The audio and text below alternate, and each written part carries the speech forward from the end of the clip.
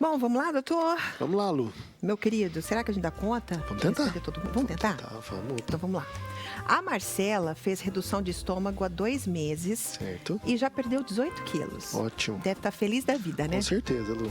Só que faz 50 dias que ela tá descendo para ela a menstruação sem parar. É por conta da cirurgia?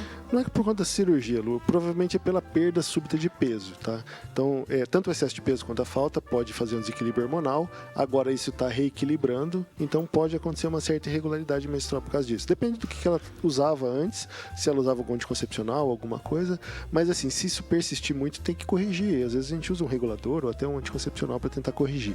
Vai depender do que ela precisa, mas precisa passar por avaliação para ver se não tem algum outro problema junto. Tá bom. A Rosa pergunta o seguinte: toda vez que fica nervosa, dá uma coceira na região íntima. Por quê? Não tem uma causa específica, Lu. Pode ser psicológico? Pode ser emocional mesmo, tá? Tadinho. Do mesmo jeito que tem gente que fica com dor de estômago, que fica ansiosa e perde a fome e tal, tem gente que tem essas parestesias, tá? Sensação ou de pinicação ou de adormecimento em alguma região do corpo. Coincidentemente nela, é nessa região. Mas não tem um motivo específico para eu dizer para ela. Se tá tudo em ordem da parte ginecológica, exames ginecológicos em dia, está tudo certinho, não tem um motivo específico. Perfeito. A Vera do Jardim Acapulco, ela tem 41 anos, está no 5º mês da 5ª gestação. Tá animada, né? Tá Lu? animada, Quinta gravidez, tá animada. Ô, louco, hein, Vera? Tá animadinha aí. 5º mês da 5ª gestação e não tem apetite nenhum.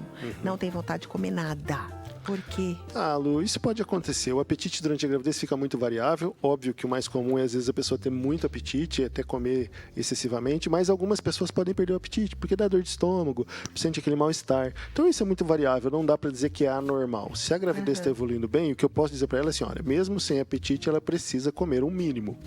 Não dá para falar, não tô com fome, não vou comer nada. Isso ela não pode fazer. Entendi. Então, mesmo sem ter muita fome, um básico de almoço, de janta, das refeições do dia, ela precisa manter para manter o bem-estar tanto dela quanto do bebê.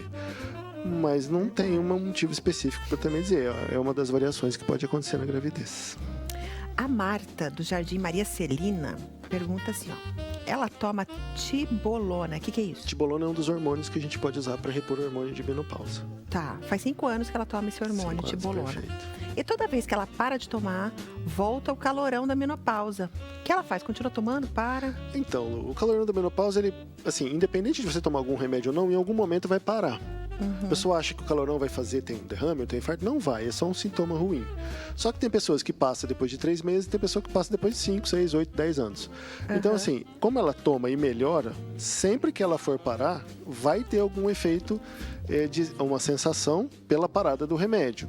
Se é uma coisa mais suave, uma coisa que não incomoda tanto, a orientação, se a tentativa é ficar sem o remédio, ela suportar um pouquinho isso, tentar usar algumas outras medicações orientada pelo médico dela para fazer isso, ou ela vai continuar tomando. Não existe um limite de tempo para ela usar o hormônio. Tá? A gente fala assim, a média de 1 a 5 anos, mas tem pessoa que precisa tomar 8, 10, 12 anos. Então isso varia de pessoa para pessoa. Entendi. Mas pode acontecer, Lu. Tá.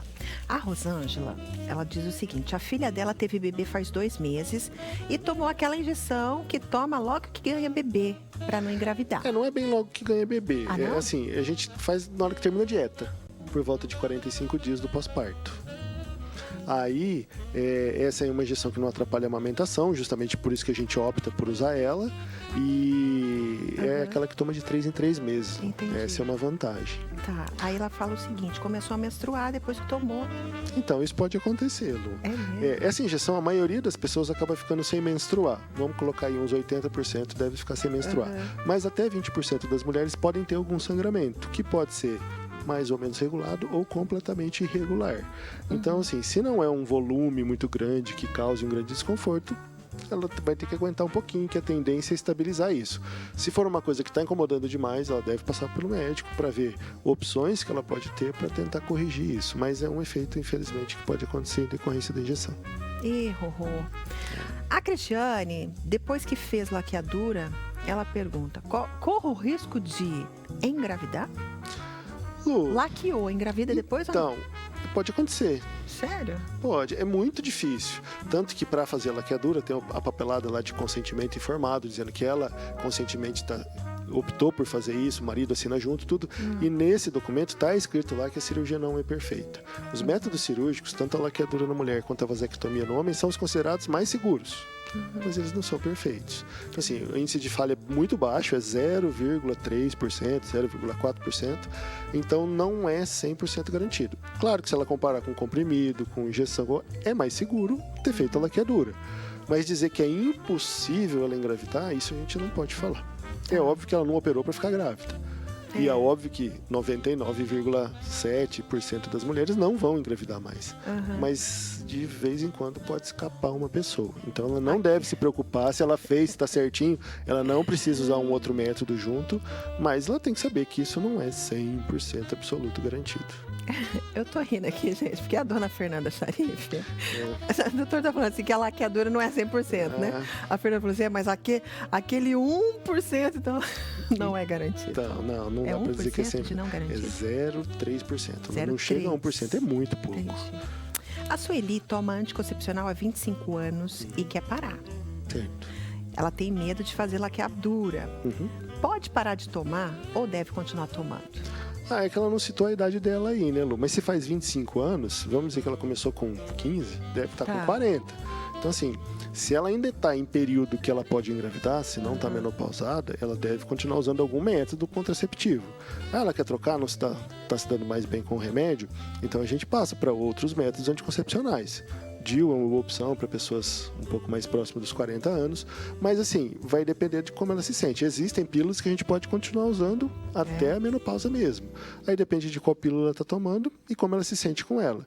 Agora, o que ela não pode fazer é falar assim, então eu não quero mais tomar, mas também não quero engravidar e não vou fazer nada. Oxe. Se ela estiver nesse período Milagre. que ainda não menopausou, pode engravidar. Então, ela deve usar um método anticoncepcional. Tá. O Fábio de Jataizinho, olha só, ele tá numa queixa aqui da mulher, aqui, ó, o Fábio. 5 dias antes e 5 dias depois da menstruação, a mulher não é fértil? Como funciona a tabelinha? Então, você sabe que isso é uma pergunta muito comum, né, Lu? O pessoal, assim, tem muita dúvida com relação a quando é o dia fértil. Vamos comparar aquele ciclo médio que a gente fala de 28 dias, ó, um cálculo rápido. Você começou a menstruar dia 1º e vai começar a menstruar de novo dia 29. Ah, mas é no mesmo mês? É no mesmo mês. Eu falei um ciclo de 28 dias. Se menstruou dia 1º, dia 29 vai menstruar de novo. Nesse ciclo, vamos dizer assim, perfeito de 28 dias, o dia da ovulação é o 14º dia. É bem na metade do ciclo. Como a gente não é matemático, nosso corpo é biológico, a gente calcula período, pega 3, 4 dias antes e 3, 4 dias depois. Então, nesse exemplo que eu estou dando, por volta do dia 11 ao dia 18 é o período em que provavelmente ela está ovulando. Então, esse é o período de fertilidade dela. Fora desse período, a probabilidade de acontecer uma gravidez, eu não posso dizer que é impossível, porque existem alguns fenômenos biológicos que podem propiciar ovulações fora desse período, mas isso é muito raro. Então, nesse período que ele está citando, que assim, os dias de menstruação, os dias logo antes de menstruar e os dias logo depois de menstruar, são os dias em que é particularmente muito difícil engravidar. Entendi. Então a tabelinha funciona assim. A tabelinha, quando foi inventada, foi para evitar a gravidez. Você observava a menstruação por 6 meses, existe até uma fórmula de cálculo para isso, para calcular essas variáveis, para quem não tem o ciclo tão reguladinho, tão certinho, para você dar uma margem de segurança e calcular os dias em que é mais provável que você poderia engravidar. E aí, nesses dias, tem que se cuidar ou não ter relação. Ai, eu acho tão perigoso. Hoje a gente usa a tabelinha, Lu, muito mais para quem quer engravidar. A gente inverteu ela, né? Porque hoje existem um monte de coisa aí que dá pra gente usar pra não engravidar. Ai, Fábio, então, mas esses dias que ele tá citando, assim, ó, tem gente que tem relação normal quando tá menstruada, Lu. Não tem problema. É gosto de cada pessoa, o conforto de cada pessoa. Durante a menstruação é o período mais difícil de engravidar, pra não dizer impossível Durante também. A menstruação? E logo os dias antes e logo os dias depois, como ele citou aí, 5 dias antes de menstruar e 5 dias após, é o período que é muito difícil engravidar. Entendi. Mas pode ser que aconteça. Então, Lu, precisa ter um fenômeno que a gente chama de superovulação, da pessoa ter ovulado no período certo e escapar uma ovulação dali 14 dias de novo. Olha, é melhor garantir com um difícil método. engravidar. Mas, enfim, se você não tem, é melhor usar alguma coisa. Se não tem intenção de ficar grávida agora e não quer correr risco praticamente nenhum, tem que tomar esse cuidado.